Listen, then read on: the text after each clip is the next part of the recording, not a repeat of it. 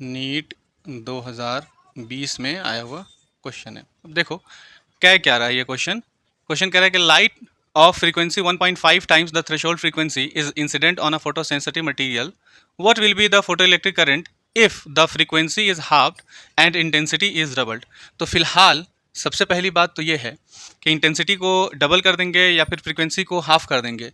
यहाँ पे एक कॉन्सेप्चुअल पॉइंट आता है। कॉन्सेप्चुअल पॉइंट क्या है? पहली बात तो यह है कि अगर हमें फोटो इलेक्ट्रिक इफेक्ट करना है, फोटो इलेक्ट्रिक इफेक्ट करना है, तो जो फ्रीक्वेंसी है वो बड़ी होनी चाहिए थ्रेशोल्ड फ्रीक्वेंसी से। ठीक है, ये बड़ी होनी चाहिए। अगर ऐसा है तो फोटो इलेक्ट्रिक इफेक्ट पॉसिबल है, और अगर ऐसा नहीं है तो फोटो इलेक्ट्रिक इफेक्ट पॉसिबल नहीं है। ठीक है, तो पहले क्या था भाई? पहले क्या था? पहले तुम अगर ध्यान से देखो तो फ्रीक्वेंसी 1.5 टाइम्स थी थ्रेशोल्ड फ्रीक्वेंसी के। तो ये न्यू कितने टाइम्स थी? 1.5 टाइम्स थी न्यू नॉट के। बाद में फिर कह रहा है ना कि बाद में क्या किया तुमने, न्यू को, है ना, इसके हाफ कर दिया, 1.5 डिवाइडेड बाई 2 न्यू नॉट।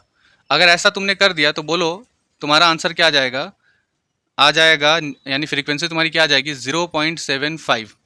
अब एक बात बताओ, अगर 0.75 जो भी यहाँ पर यूनिट होगी, इतनी यूनिट बाद में अगर फ्रीक्वेंसी की हो गई, और इसी तरह से 1.5 टाइम्स, मतलब एक तरह से कह लो कि बाद में इतनी हो गई, और पहले कितनी थी?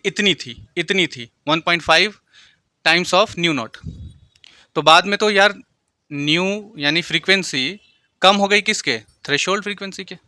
थ्रेशोल्ड फ्रीक्वेंसी के कम हो गई, है ना। अगर बाद में थ्रेशोल्ड फ्रीक्वेंसी के कम हो गई ये फ्रीक्वेंसी, तो बोलो क्या फोटो इलेक्ट्रिक इफेक्ट पॉसिबल है? फोटो इलेक्ट्रिक इफेक्ट पॉसिबल नहीं है।